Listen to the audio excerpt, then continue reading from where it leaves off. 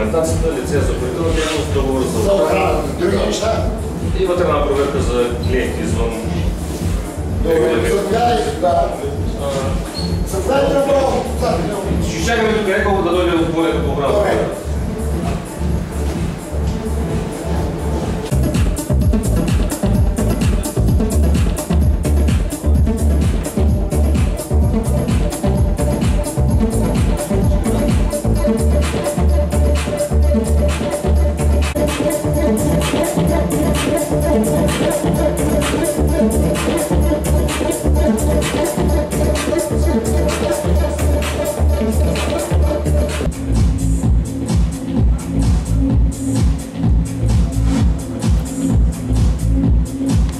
Сезона, така мога да кажа, че вече навлиза в така доста активна фаза, има вече наличие на туристи и акцента на тази среща беше именно и осигуряването безопасността и сигурността на абитуриентите, които ще празнуват тази година на територията на Слънчев бряг.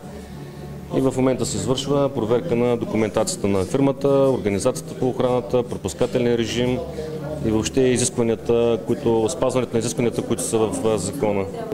Най-често охраната се осъществява от лицензирани фирми, охранителни, които имат издаден лиценз по закон за частна охранителната дейност.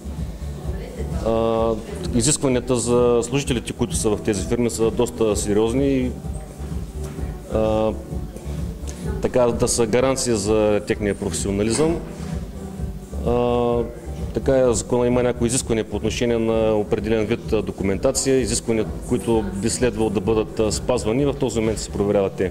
По отношение специално на баловете, тъй като това беше един от акцентите на тази среща, която беше проведена миналата седмица, така могат да отчитат доброто взаимодействие с тези фирми, които осъществяват тази дейност.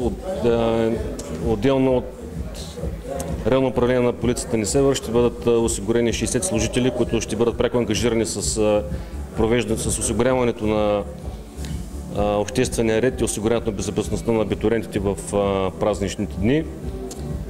Ще има и предадени сили от областна дирекция на полицията град Бургас. И мога да кажа, че сме предприели всички необходими мерки за гарантиране сигурността на абитуриентите, което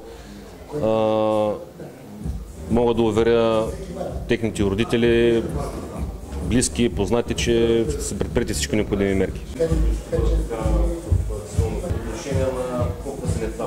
Както всяка година, ние сключваме договор с професионална фирма за охрана, с която си уточняваме задълженията, които са. И общо взето 7 или 8 година работиме с тази фирма. До момента сме нямали проблеми. Има достатъчно хора предвидени за цялата дискотека.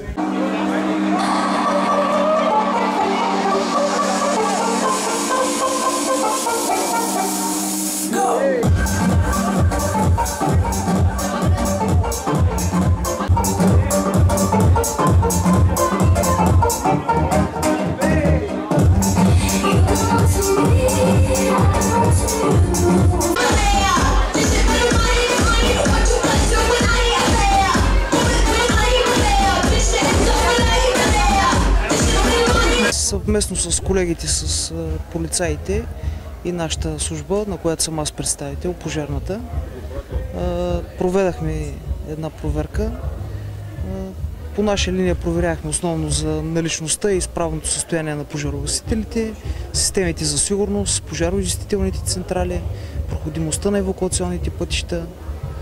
Те периодически се проверяват от оторизирани фирми, които извършват тая дейност, а ние правим просто контролни прегледи на тези системи. Този тип заведения се проверяват минимум един път в годината. Желателно е преди началото на туристическия сезон всички заведения да се обходят, да се проверят.